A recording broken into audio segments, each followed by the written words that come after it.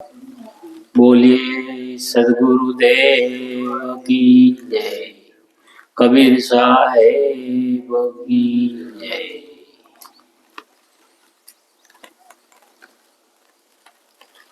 माँ बाप से जग में दूजा बड़ा नहीं खजाना। जिसने तुझे जन्म दिया उन्हें को दिल नहीं दुखाना।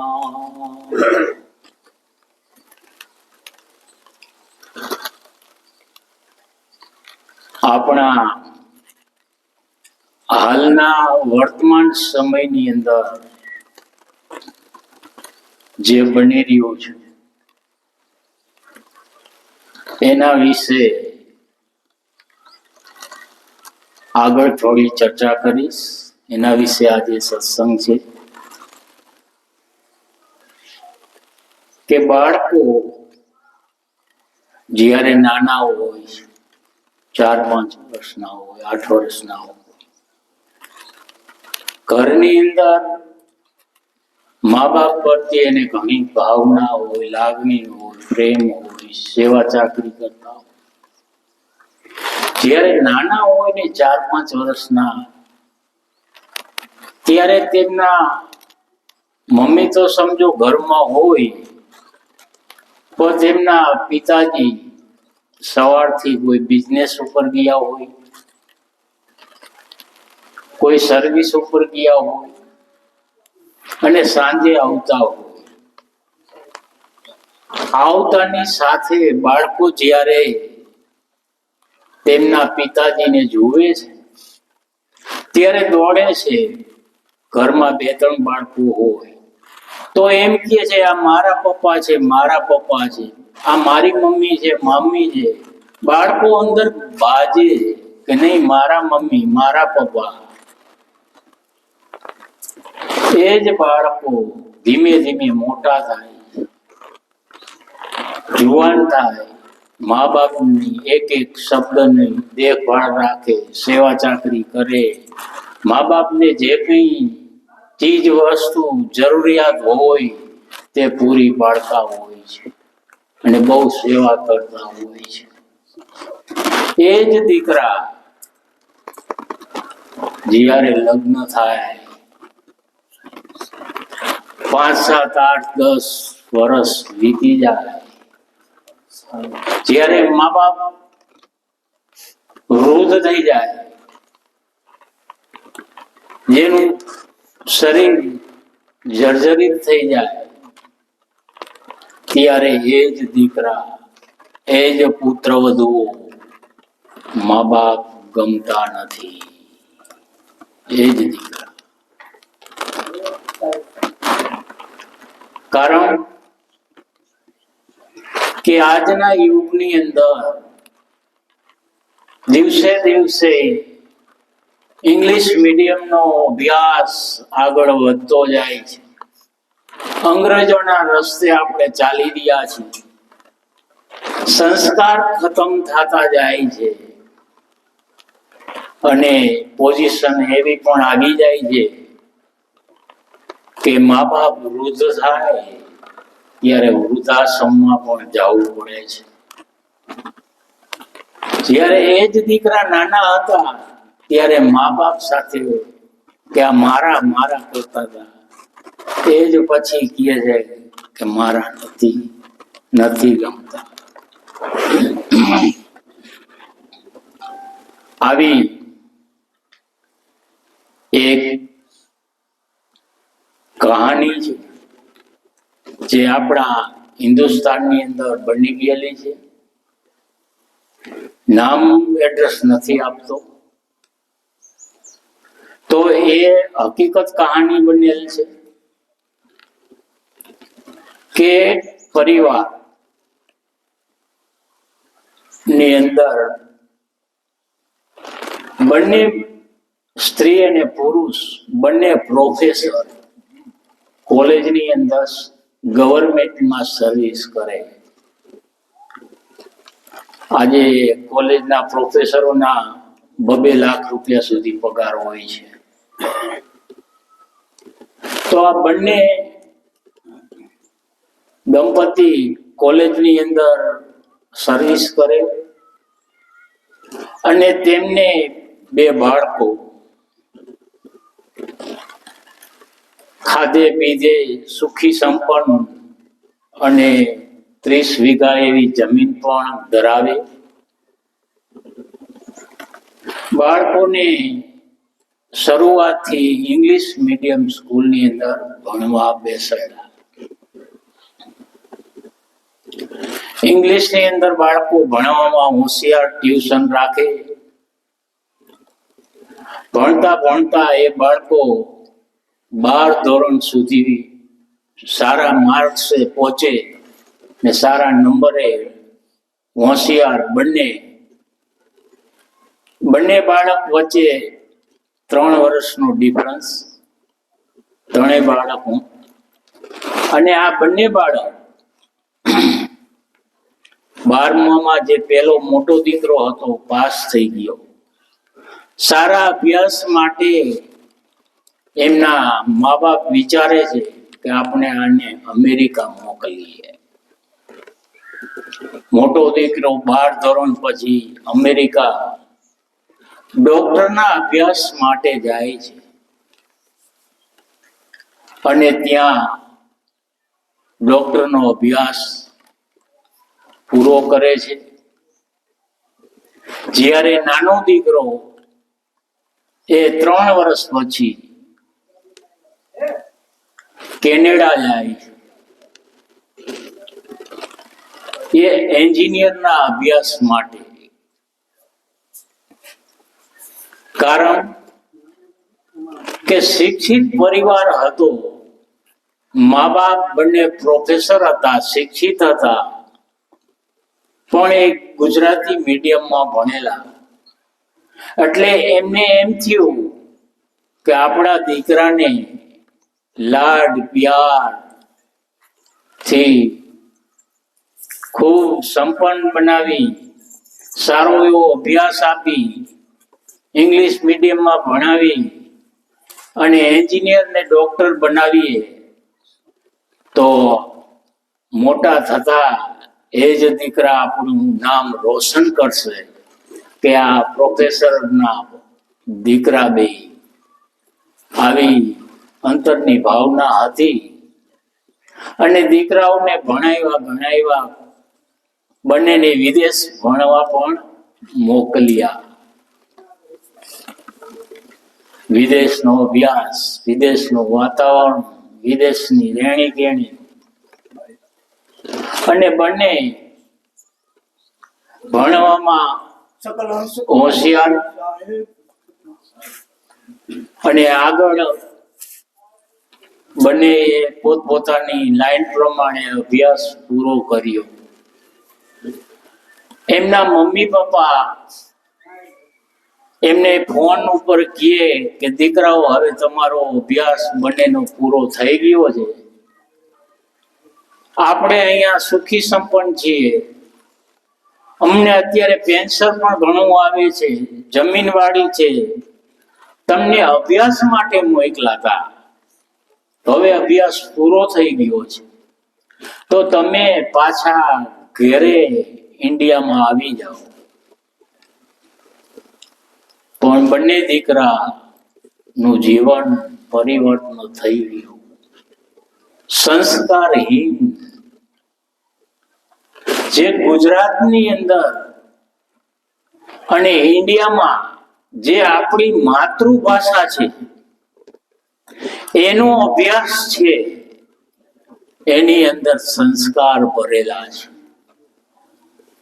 જ્યારે ઇંગ્લિશની અંદર ક્યાંય પણ કોઈ પણ કોલેજ હોય કે સ્કૂલ હોય તેમાં સંસ્કાર જામની ચીજ હોતી નથી.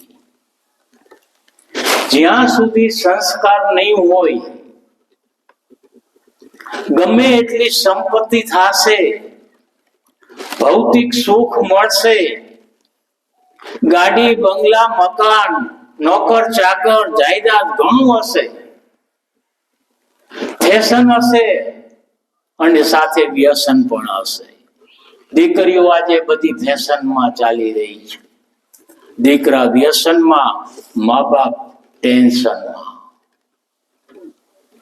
કારણ સાચો અભ્યાસ ખતમ થતો જાય છે, વિદેશોનું અનુકરણ થઈ રહ્યું છે. આજે દિવસે દિવસે અંગ્રેજોની નકલ થાય છે, માણસો વિદેશમાં જાય છે, અભ્યાસ માટે જાય છે. એ જ કહાની અહીંયા ચાલુ થાય છે. બંને દીકરા વિદેશમાં, એક કેનેડામાં, એક અમેરિકા. મા બાપ પત્ર લખે, ક્યારેક ફોન કરે કે દીકરાઓ તમે હવે અહીંયા પાછા પધારો, તમને અભ્યાસ માટે મોકલાતા. પણ એ ભૌતિક સુખની અંદર વિદેશની સંસ્કૃતિઓમાં રંગાઈ ગયા. એને પોતાનું ગામ, જન્મભૂમિ, હિન્દુસ્તાન, એના મા બાપ કઈ યાદ આવતું નથી. એને ભૌતિક રેણી કેણી, હરવું ફરવું, હોટલોમાં જાઓ, નાચગાનમાં જાઓ, શરાબ પીવા, વ્યસન કરવા અને ફેશનની અંદર આગળ આગળ જાય છે. અને બધી સંસ્કૃતિ હિન્દુસ્તાનની ભૂલાતી જાય છે અને મા બાપ પ્રત્યેનો પ્રેમ પણ ઓછો થઈ જાય છે. એને બસ સુખ શાંતિ, હરવું ફરવું વધુ પ્રિય લાગે છે. આ બંને દંપતી અવારનવાર દીકરાઓને ફોન કરે, વિનંતી કરે, રોવે, પણ દીકરા આવવા તૈયાર નથી. બન્યું એવું કે એક દિવસ તેમની માતાને બહુ ચિંતા થાય કે આ દીકરા ગયા એમના 15 વર્ષ થઈ ગયા, છતાંય એ કઈ મળવા પણ આવતા નથી. કારણ કે ગણતરી કરે, વિઝા મેળવવા પડે આવવા માટે. ઇન્ડિયાની અંદર વિઝા મળવા જોઈએ, 1.5-2 લાખનો ખર્ચો થઈ જાય, એટલે આવવાનું ટાળી દે. હવે પોતાને ટાઈમ નથી. અને બંને દીકરાઓએ લગ્ન પણ કરી લે અને બચ્ચા પણ થઈ ગયા બંનેને, અને એ પણ સ્કૂલે મીંડાતા જવા. મા બાપ રાહ જોવે કે મારા દીકરાઓ બંને ક્યારે આવશે.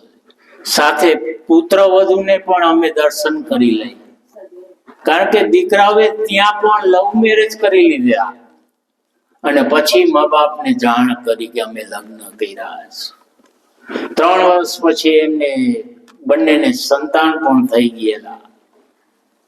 આવ્યો માં સહન ન કરી શકે કે કેવી રીતે ઉછેરા. દીકરાઓ માટે કેટલી મહેનત કરી, રાત દીના ઉજાગરા કર્યા, પોતાના ભણવા માટેના અભ્યાસ માટે કેટલું કેટલું દુઃખ વેઠવું, રાત દિવસ છોકરાઓને ઉઠાડી ભણાવી સંસ્કાર આપ્યા. અને આ છોકરા અહીંયા અમને મળવા આવવા તૈયાર નથી. દીકરાએ લગ્ન કરી લીધા, દીકરાઓના ઘરે દીકરા થઈ ગયા. આ 17-18 વર્ષ થઈ ગયા, અમે બુઢા થઈ ગયા છીએ. અમારો પરિવાર કોણ કરશે? હવે એ વિચાર કરે. માતાને બહુ દુઃખ થાય કે અમારે દીકરા જો મળવા આવે તો બહુ સારું. આ દીકરાઓ મહિને 12-15 લાખ રૂપિયા કમાવા માંડ્યા, પણ આવી કમાણીની તો ધિકાર છે, ધિકાર. આ દીકરાઓને ધિકાર છે. 12 લાખ, 15 લાખ કે 25 લાખ જો રૂપિયા મહિને કમાતા હોય અને વતનની અંદર હિન્દુસ્તાનમાં એના મા બાપની આંખમાં આંસુ ના જતા હોય, 17-18 વર્ષ થઈ ગયા છતાં એ દીકરા મળવા ન આવી શકતા હોય તો એ વિદેશની કમાણીને તો ધિકાર છે, ધિકાર. એ પૈસા નથી, એ પથરા કમાઈ રહ્યા છે. આવી રીતે આ માને ઘણી ચિંતા. આ વિયોગ છેલ્લા 18-20 વર્ષ થઈ ગયા. અચાનક રાતનો ટાઈમ, બંને માણસો રોવે, દંપતી. એક દિવસ બન્યું એવું કે માને હુમલો આવી ગયો, પેરાલિસિસ થઈ ગયો, અંગ અડધું ખોટું, મોઢામાં જીભ પણ તોતડાઈ ગઈ, ચાલી શકે નહીં, હાથ પણ કામ ન કરે. આ પોઝિશન આવી ગઈ. અને પછી આ દીકરાઓના પિતાજીએ ફોન કર્યો બંને દીકરાઓને કે બેટા, આપણે અહીંયા ઇન્ડિયાની અંદર આપણે ઘરે ઘણું સારું છે, અમને પેન્શન પણ ઘણું આવે છે, જમીન વાડી છે, તમે અહીંયા નોકરીએ લાગી જાઓ અને અમારે તમારી જરૂર છે. હવે તારી મમ્મીને પક્ષઘાત થઈ ગયો છે, ચાલી શકતી નથી, એમને પણ મારે હાથ પગ કઈ કામ કરતા નથી, મોઢે સરખું બોલી શકતી નથી, તો થોડું બોલે છે. આ બધી તેમની માતાની જે પરિસ્થિતિ થઈ એ બધી જણાવી કે આવી બીમારી લાગી ગઈ છે. પણ દીકરા એકાબીજાને ફોન કરે કે ભાઈ તું જા, તું મોટો છો. તો મોટો નાનાને કહે કે તું જા. છતાંય દીકરા નાનકડો તૈયાર થવાની ગણતરી. તો તેમના પત્નીએ કીધું કે ભાઈ મોટો ભાઈ નથી જતો, આપણે શા માટે જવું જોઈએ? આપણે ખર્ચો થશે, છોકરા ભણે છે, અભ્યાસ બગડશે. આવા સ્વાર્થ પણ મા બાપને ભૂલી ગયા. આ વિદેશની ધરતી, અહીંયાથી જે કઈ જાય છે અત્યારે હાલની અંદર કેનેડાની અંદર આપણા હિન્દુસ્તાનની પબ્લિક વર્ષે વર્ષે જાય છે, બહુ જાય છે. એ બધાની પરિસ્થિતિ 80% ખરાબ છે. આવું ભણાવનાર મા બાપની જે ઈચ્છા હોય છે કે દીકરાને મહાન બનાવીએ, એ મહાન થઈ ગયા પછી એને નીચું મા બાપની સેવા કરવી ગમતી નથી. એને સ્વતંત્રતા જ હોય છે, કારણ કે મા બાપ છે. દીકરા દીકરીઓ કઈ પણ ભૂલ કરે, કોઈ ક્રૂર રસ્તે જાય તો મા બાપ થોડો ઠપકો પણ આપે, કારણ કે એને પેટમાં ભરે છે, સારી શિખામણ માટે આપે છે. ગુરુ અને મા બાપ એ ગમે ત્યારે જો વઢતા હોય તો ત્યારે સમજવાનું કે કંઈક આપણી ભલાઈ છુપાયેલી છે. લીમડો હંમેશા કડવો જ હોય છે, પણ એનું જો સેવન કરવામાં આવે તો તમારું શરીરની અંદર જે મેલ છે, જે બીમારી છે, એ દૂર કરે છે. જ્યારે ખાંડ જો તમે ખાઓ તો તમને મીઠી લાગે છે લીમડા કરતા 10 ગણી, પણ એ ખાંડ ખાવાથી તમારું શરીર ખતમ કરે છે લાંબા ટાઈમે. એ રોગને આમંત્રણ આપે છે ખાંડ. એટલે મા બાપ એ લીમડા સમાન છે ને ગુરુ લીમડા સમાન છે, પણ એમની પોલીસ સ્વીકારી લેવી. પણ આ બંને દીકરા એકાબીજાનો વાદ કરે અને ઇન્ડિયામાં આવવાની ના પાડી દીધી. માને પેરાલિસિસ નો હુમલો આવી ગયો છે. હવે શું થાય? ઘરની અંદર આ પત્ની બુઢા પ્રોફેસર બે રહે છે.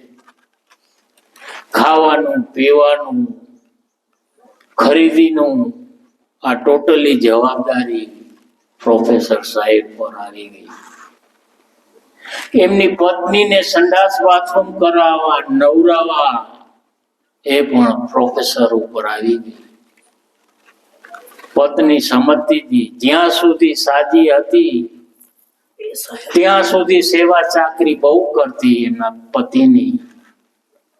કારણ કે દરેક સ્ત્રીઓનો ધર્મ છે કે પતિઓની સેવા કરવી.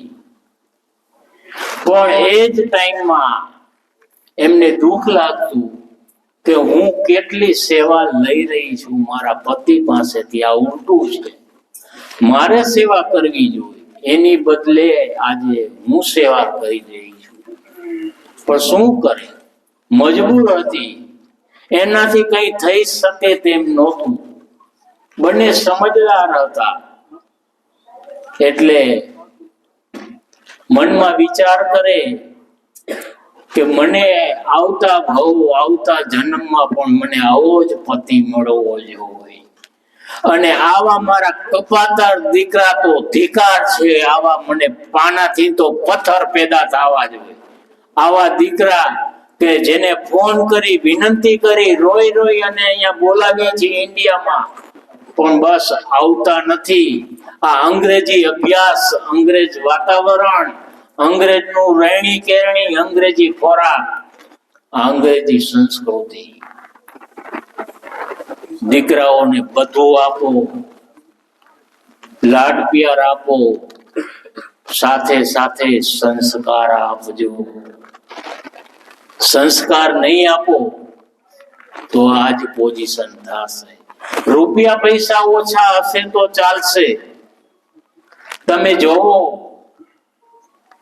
એક ઘેટા બકરા ચરાવનાર ગોવાળિયા, મજૂરી કામ કરી રહેલા, ફૂટપાથ ઉપર જે નાના એવા ધંધા કરી રહ્યા, એમના કુટુંબ જોજો, ઝૂંપડપટ્ટીની અંદર રહે છે.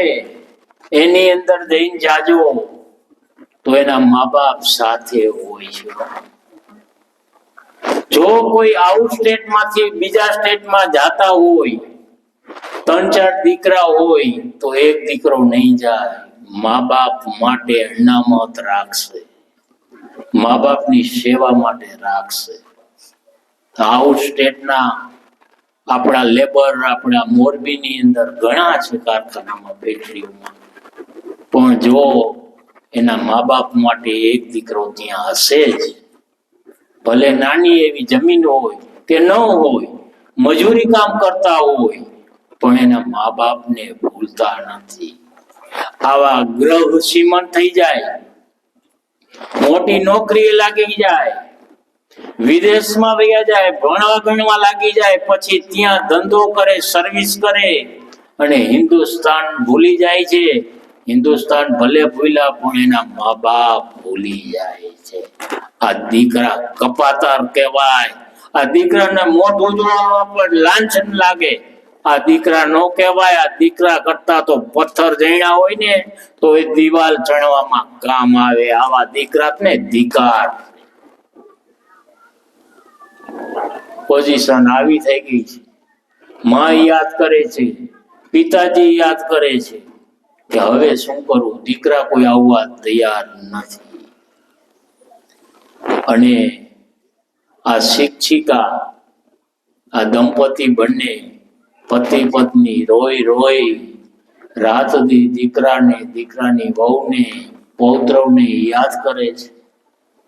અને બહુ યાદ કરે છે. શું કરતા હશે મારા દીકરા, પુત્રવધુ, એના પુત્ર ક્યારે આવશે, ક્યારે આવશે? એકેય આવવા તૈયાર નથી. હવે પોઝિશન તો આ થઈ ગઈ છે એમના માતાજીની. એમના પિતાજી આમની સેવા કરી રહ્યા છે. ઘરની અંદર રસોઈ કામ કરે, પાણી ભરે, વાછીદા કરે, પોતા કરે અને ઘરનું અને એમના પત્નીની પણ સેવા કરે છે. આવો 4-5 વર્ષ સુધી આવું કરે છે. અને ઉંમર દિવસે દિવસે વધતી ગઈ, વૃદ્ધ થતા ગયા એકદમ. એ પણ સક્ષમ નથી. અને આ દીકરાઓની ચિંતામાં રાત્રે સૂતા હતા. 4 વાગ્યાનો ટાઈમ, અને આ વૃદ્ધ પિતા રાત્રે એટેક આવી ગયું અને પ્રાણ પંખી ઉડી ગયું. એમાંથી રામ જતી રહ્યો. હાથમાં રામ. જ્યાં સુધી આ કાયાની અંદર રામ છે ને ત્યાં સુધી આપણી કિંમત છે. અહીંયા દશરથ પુત્ર રામની વાત નથી. દિલ में खोजी दिल में खोजो ये है गरिमा रामा. રામ ક્યાં છે? રામ આપણા દિલમાં છે. હાથમાં રામ એ રામની વાત છે. કૃષ્ણમાં પણ રામ હતો. અયોધ્યા પુત્ર રામની અંદર પણ રામ હતો. એ જ રામ દરેક જીવની અંદર છે. ઘટ ઘટ ને રામ બસે. આ તો પ્રોફેસર સાહેબ માંથી રામ જતો રહ્યો. કોઈ પણ મનુષ્ય હોય એમાંથી રામ નીકળી ગયો, કોઈ કિંમત નથી. જુવાન દીકરા હોય, દીકરીઓ હોય, જો એમાંથી રામ નીકળી ગયો તો એના મા બાપ પણ કહેશે અને જલ્દી કાઢો, કારણ મતલબ પૂરો. એટલે આ સંસારની અંદર જાજો મોહ ન રાખો. જ્યાં સુધી રામ છે આપણાની અંદર ત્યાં સુધી બધા સંબંધ છે.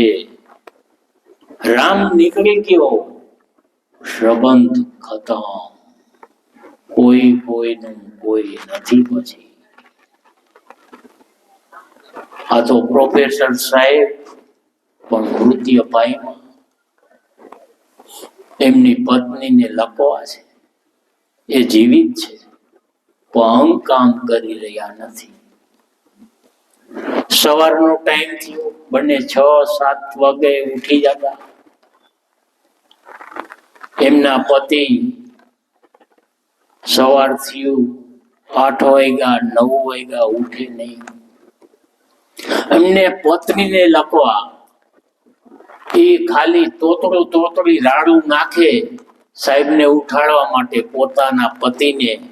તો કોણ સાંભળે? કારણ કે રામ જતો રહ્યો છે. એક લાકડા સમાન એક માટીનો ડીંબો પડ્યો ને. આ પોઝિશન દરેક વ્યક્તિની થાય છે. સારા કર્મ કરશો એ જ સાથે આવશે. હંમેશા ભક્તિ એવી કરવી, રોકડી ભક્તિ. રોકડી ભક્તિ એટલે સારા કર્મ.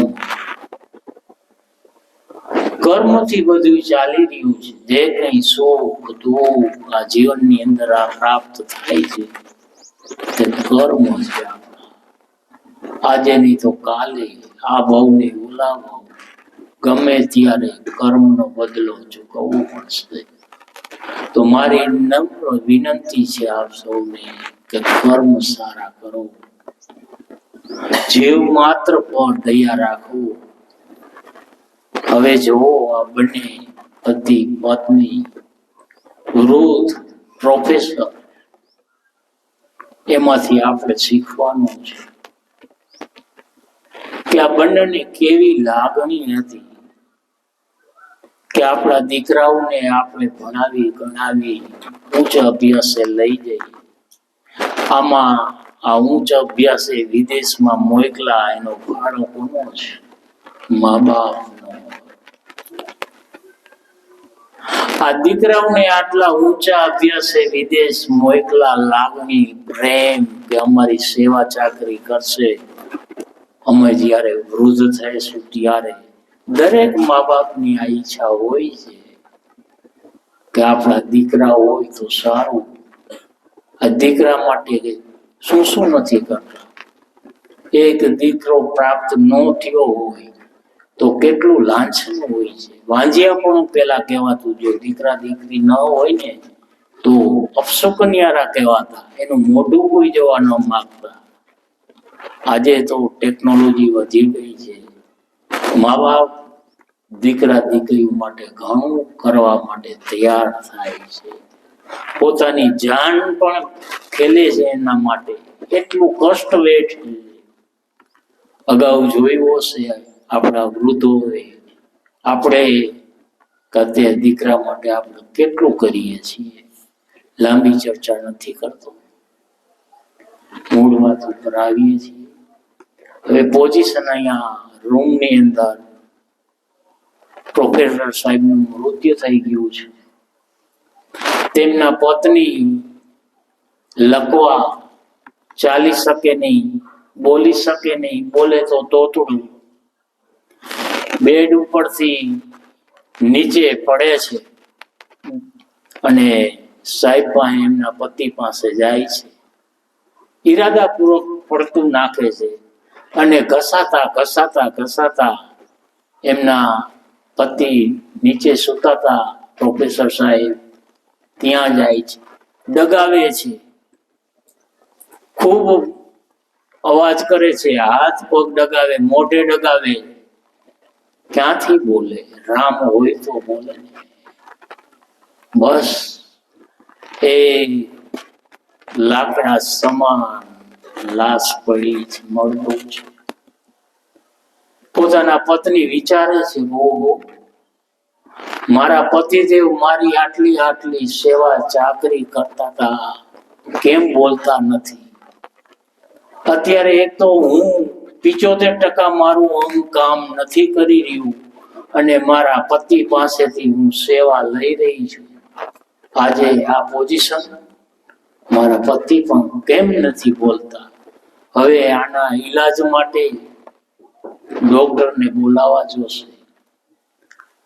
એક બંધ રૂમ, કારણ સાહેબ જ્યારે જીવિત હતા ત્યારે આગળનો મેઇન ગેટ બંધ કરેલો અને રૂમની અંદર બંને માણસ રહેતા. રૂમ પણ બંધ કરી લીધો, ઉપર સ્ટોપર મારી દીધેલી અને અંદર ફોન હતો. હવે રૂમ કેવી રીતે ખોલવો? પોતે તો ખોલી ન શકતા, કારણ કે ઊભા જ ન થઈ શકતા, બેઠા ન થઈ શકતા. લકવા હતો એ તો જઈ ઘસાતા ઘસાતા રડતા રડતા તેમના દરવાજાને ઢીકા પાટું મારે છે. પણ કારણ કે આગળ મોટું મકાન હતું, મેઇન દરવાજો હતો એ પણ બંધ હતો, કારણ કે સાહેબે રાત્રે બંધ કરેલો. ત્યાં સુધી તો પહોંચી ન શકે, રૂમની સ્ટોપર પણ ન ખોલી શકે, કારણ કે હાથ પગ કઈ કામ કરતા નહીં, લકવા હતો. ગઢપણ આવે છે ત્યારે કંઈક કંઈક પણ બીમારીઓ આવતી હોય છે. તો એના માટે અત્યારથી સચેત થવું જોઈએ. જો તમારી પાસે શક્તિ હોય તો થોડી ઘણી બેલેન્સ બની શકે, બંને મા બાપ તમારી પાસે રાખજો. દીકરા ઉપર દીકરી ઉપર એટલો પ્રેમ ન વરસાવતા કે પાછળની પેઢીમાં તમારે કંગાલ થઈને આવી પરિસ્થિતિમાં રહેવું પડે. મા બાપ હોય છે, દીકરા દીકરીઓ માટે પ્રેમ ઉપજાવે, બધું પણ આપી દેતા હોય છે. જેને જેને બધું આપી દીધું, 100% કંઈ પણ ન રાખ્યું, એના મા બાપ આજે વૃદ્ધાશ્રમમાં છે. સામાન્ય ગરીબ માણસોના મા બાપ વૃદ્ધાશ્રમમાં નથી હોતા. જે ભણેલ ગણેલ છે, અતિ રૂપિયા વાળા છે, બિઝનેસ વાળા છે, એમના મા બાપ જ વૃદ્ધાશ્રમમાં હોય છે. હું વૃદ્ધાશ્રમમાં જાઉં છું, મુલાકાત લઉં છું, એમની વેદના સાંભળું છું, આંખમાંથી આંસુ આવી જાય છે. કે આ દીકરા કહેવાય કે આ ઓલા ભવના મા બાપના વેરી. આવા દીકરાઓને તો હું ધિક્કારું છું. આવા દીકરા કદી સુખી નહીં થાય, કદી સુખી નહીં થાય. જેને મા બાપના દિલ દુભાવ્યા છે ને, એ કદી સુખી થવાના નથી. ભલે બાહ્ય દેખાવ હોય, પણ માનસિક પતિ પત્ની અને એના બાળકો પછી એવા જ પેદા થશે. આ લખી દેજો. તો અત્યારથી જે કંઈ આ સાંભળી રહ્યા છે યુટ્યુબના માધ્યમમાં અને અહીંયા સાંભળી રહ્યા છે, અને જુવાન દીકરા દીકરીઓ છે જે પરણી ગયેલા છે, એ સોચી સમજી વિચારી અને સમજી જાજો કે ભલે ભૂલો, બધું ભૂલો, મા બાપ ભૂલશો નહીં. તમારા મા બાપની સેવા કરજો, તો જ તે દીકરા તમારા મા બાપની સેવા કરશે. એ તો તમારી એથી પણ પરિસ્થિતિ ખરાબ આવશે કે વૃદ્ધાશ્રમમાં તમારે જવું પડશે. આ પરિસ્થિતિમાં આ પત્ની પ્રોફેસરના હવે રૂમ ખોલવા માટે પ્રયત્ન કરી રહ્યા છે. રૂમ ખોલતો નથી. આગળ મેઇન ગેટ છે, અવાજ ક્યાંય સંભળાતો નથી. અને ધીમે ધીમે એમને વિચાર આવ્યો, બહુ રોકતા હોય છે, મગજ કામ નથી કરતું કે પતિદેવને શું થઈ ગયું છે, નથી બોલતા, નથી ચાલતા, એનો વિયોગ. અને દીકરાને યાદ કરે છે કે દીકરા એકલી છે નહીં, અમારે જરૂર હતી ગઢપણમાં, પણ એક દીકરો અહીંયા આવ્યો નહીં અમારી સેવા કરવા માટે. હવે કોકનો સહારાની જરૂર છે. પોઝિશનમાં ખબર પડી ગઈ કે મારા પતિ પણ મૃત્યુ પામેલા છે, એટેક આવી ગયું છે. કારણ કે પોતે પણ પ્રોફેસર હતા. તેમની ન સજાયેલી શ્વાસના ધબકારા ઉપર હાથ ફેરવો, ખબર પડી કે મૃત્યુ પામેલ છે. છતાં એમને થયું કે ડોક્ટરને બોલાવો, કારણ કે પત્ની કોઈ સહારો નથી. આજ એમના પતિનો સહારો હતો. ડોક્ટર બોલાવવાની કોશિશ કરવી છે, પણ કેવી રીતે બોલાવવા? પોતે ચાલી શકતા નથી, બોલી શકતા નથી, લકવા મારેલો છે. ઘસાતા યાદ આવ્યું કે એક નાનું ટીપાઈ હતી, એના ઉપર જે જૂના મોબાઈલ નહોતા ત્યારે જે ઓલા ફોનના ડબલા આવતા, એ ઘરમાં હતું. અમને એમના પતિના મિત્ર પ્રોફેસર હતા, 8-10 દિવસે ઘરે આવતા, વાતચીત થતી. એમને ખ્યાલ હતો કે આજે વાત કરેલી, ગઈકાલે કરેલી, એટલે જઈ અને ફોનનું ડબલું લીધું. અને નંબર પણ લગાડતા આવડતા નહોતા, કારણ કે હાથ ધ્રુજતા હતા, આંગળા કામ નહોતા કરતા. તો એક અંગૂઠાના માધ્યમથી એ ડબલા ઉપર રીડાયલનો હાથ દબવી દીધો અને રિસીવર ઉપાડી લીધું, સાઈડમાં રાખ્યું. તો એમના પતિદેવ ના મિત્ર હતા, એમને ફોન લાગ્યો અને ઉપાડ્યો. અને આ બંનેની વેદના એ પણ જાણતા હતા. મિત્ર બહુ સારા હતા, પોતે પ્રોફેસર હતા અને રિટાયરમેન્ટ હતા. એટલે આ બોલવામાં તોતડું બોલે, રોતા બોલે. અને એટલું કીધું, તમે બને એટલો જલ્દી મારા ઘરે પધારો. બીજું કઈ બોલી શકતા નહોતા, રોતા હતા. કારણ કે આંખમાંથી ધડાધડ આંસુડા વહેતા હતા. અને બોલવાની એની કઈ ક્ષમતા નહોતી, તાકાત કોઈ બેઠી. એટલું જ બોલ્યા કે તમે મારા ઘરે જલ્દી પધારો. એટલે સામે એમના પતિના મિત્ર પ્રોફેસર સમજી ગયા કે કઈ દુર્ઘટના ઘટી છે. એ તો મોટરસાયકલ લઈ અને થોડા દૂર રહેતા હતા. આવવામાં 1.5-2 કલાક થઈ ગઈ. હજી તે પહોંચતા નથી પૂરે, ઘરે આવતા નથી, કારણ કે ટાઈમ લાગે, ટ્રાફિકમાં આવે, મોટું સિટી. તો એના વિયોગની અંદર, પતિના વિયોગમાં, પુત્રના વિયોગમાં, આ લકવા મારેલું શરીર કંપાયેલું શરીર, કઈ અંગ કામ નથી કર્યા અને એને એટેક આવ્યો અને મૃત્યુ પામે છે આ પત્ની. રામ રમી ગયા. રામ જતો રહ્યો આમાંથી. એમના પતિ માથે ધરી પડ્યા છે. ચોકડી છે, એક આમ છે, એક આમ છે. નીચે એમના પતિદેવ છે, ઉપરે પત્ની છે, આ પ્રોફેસર. બે માણસો બંને શું છે? સુનસાન. નો કોઈ ઘરમાં અવાજ, કારણ કે ઘરની અંદર બંનેના રામ નીકળી ગયા, શરીર છૂટી ગયું. આ બંને લાશ પડી છે એકબીજા ઉપર. હવે કોઈથી કઈ ન થઈ શકે. એવામાં ટાઈમ થયો, કલાક, 1.5 કલાક. આજુબાજુ વાળા કોઈને પણ ખબર નથી કે ઘરમાં શું બની ગયું છે. જો ગામડામાં હોય તો કોઈ આજુબાજુમાં બોલાવે, નીકળે ત્યારે, ભાઈ કેમ છો, શું છે. પણ સિટીની અંદર આ સંસ્કાર નથી કે બાજુવાળો શું કરે છે. એમાં જે મોટા સિટી, મેટ્રો સિટી છે ને, એ પાડોશને ઓળખતા નથી. અને કોણ પૂછવા વાળું કે સાહેબ શું કરે છે. પણ ફોન કરી દીધેલો એ પ્રોફેસર સાહેબના મિત્રને, એમના પત્નીએ.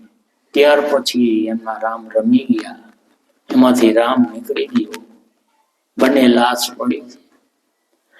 એમના પ્રોફેસર સાહેબના મિત્ર આવે છે, દરવાજો ખખડાવે છે, કોઈ બોલતું નથી. દરવાજો ખોલનાર કોઈ અંદર હોય તો ને આજા. બંને લાશ પડી છે. ખૂબ અવાજ કર્યો, થાકી ગયા.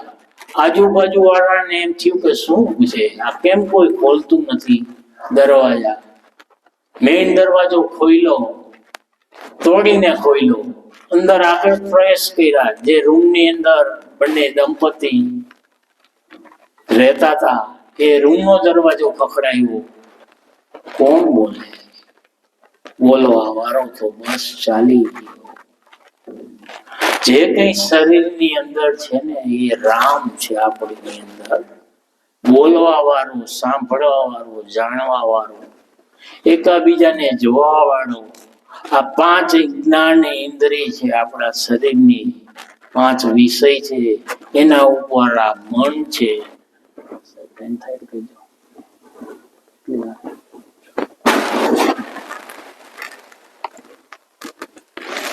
આ શરીરની અંદર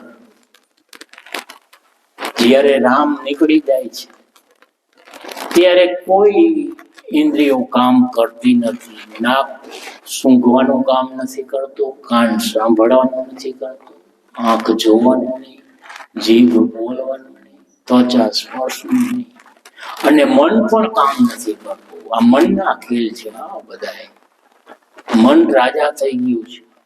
જો મનુષ્યને ભટકાવતું હોય, સારા ખરાબ વિચાર લાવતું હોય, સારા ખરાબ કાર્ય કરાવતું હોય તો એ મન છે. અને કર્મ જો તમારા ખરાબ હશે તો મન તમને ખરાબ કાર્યમાં લઈ જશે.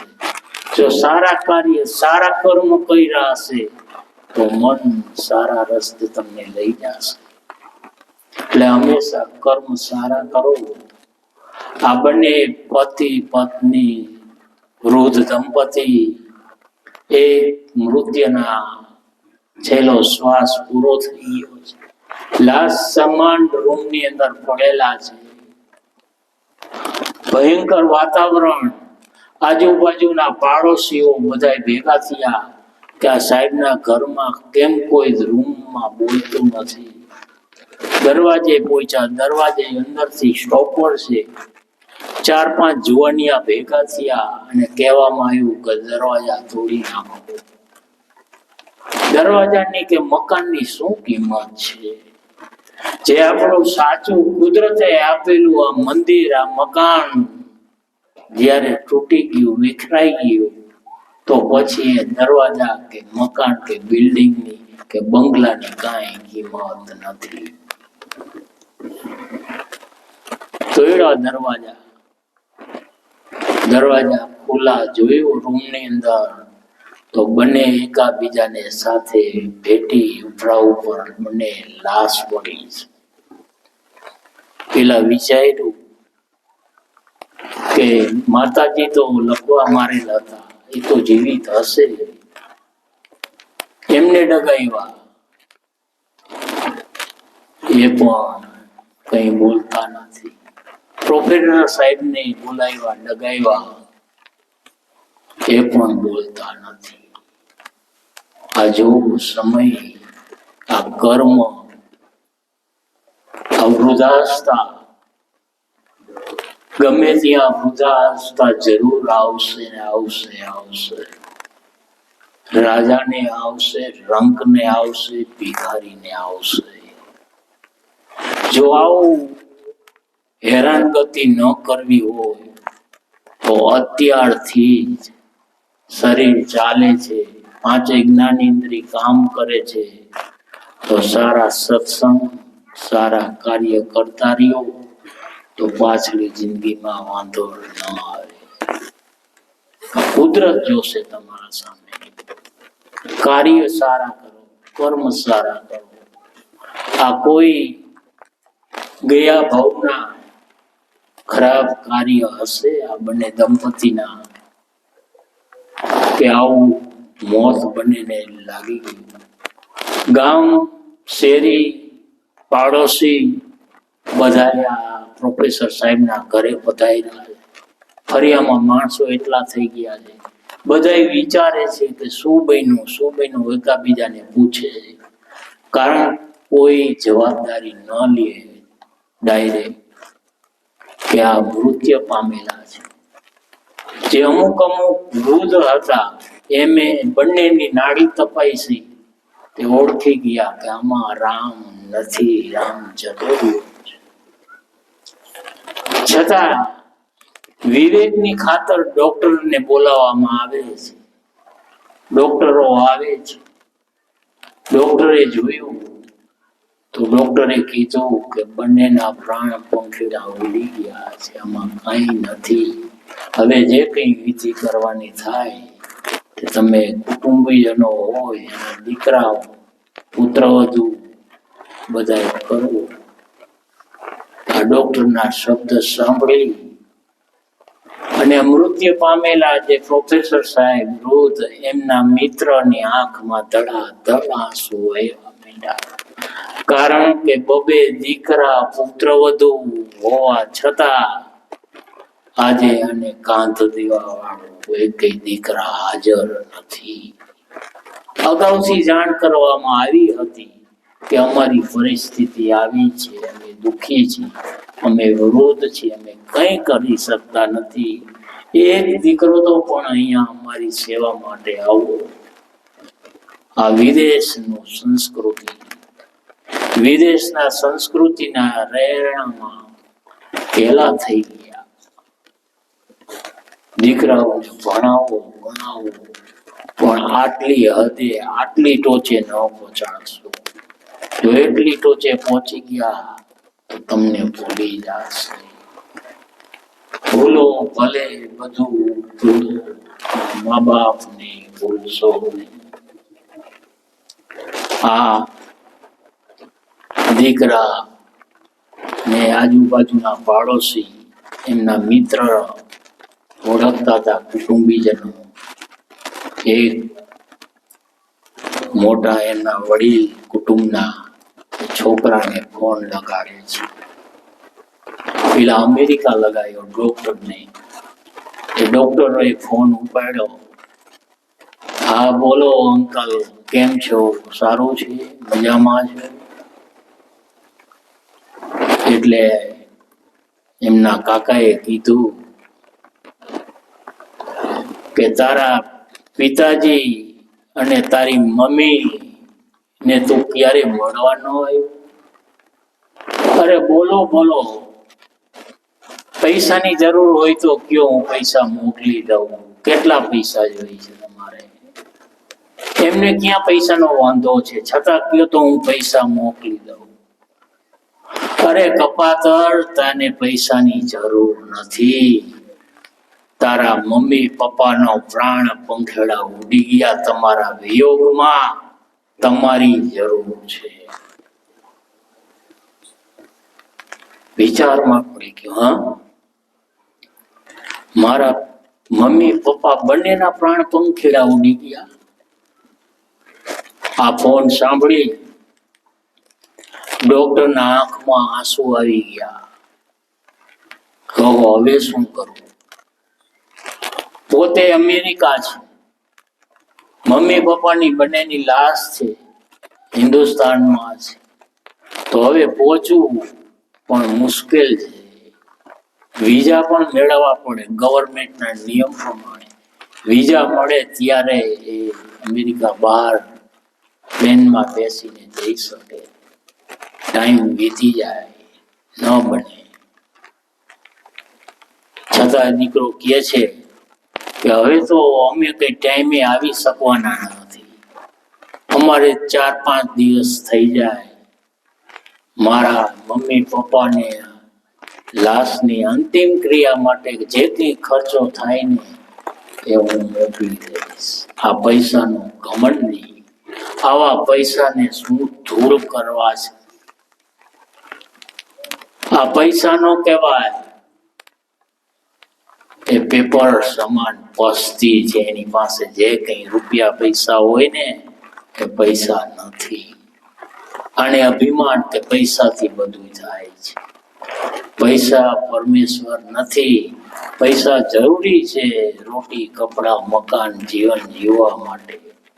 તો આટલી હદે જ્યારે આ દીકરો આવા જવાબ દઈ દઈએ, તમે પૈસા ખર્ચો આપી દેશો. આ વિદેશની સંસ્કૃતિ. આના જવાબદાર કોણ છે? એમના મમ્મી પપ્પા પોતે. કારણ કે દીકરાને આટલી ઊંચા સ્ટેજે પહોંચાડી દીધા. બીજા દીકરાને ફોન કરે છે તો બીજો દીકરો કહે છે કે હવે તો ભાઈ તારા મમ્મી પપ્પા બંને મૃત્યુ પામેલા છે. તો એને આઘાત લાગ્યો કે અમને કેવું જોઈએ ને વહેલાસર કે અહીંયા આવી જાઓ, તો અમે આવી જાય. ભલે એમને ખબર છે, એના મમ્મી પપ્પાને ખબર હતી કે દર અઠવાડિયે 10 દિવસે ફોન કરતા અને એ જ કહેતા કે અમે લકવાગ્રસ્ત છીએ, અમારાથી કામકાજ થતું નથી, અમે વૃદ્ધ થઈ ગયા છીએ, તમે આવી જાઓ. તો એકેય દીકરા ટાઈમે આવ્યા નહીં. આ બંનેના પ્રાણ પંખેડા ઉડી ગયા છે. અને આ શબ્દની સાથે હું મારી વાણીને અહીંયા વિરામ આપું છું. બોલીએ સદગુરુદેવ કી જય, કબીર સાહેબ की जय, अपने अपने माता पिता की जय।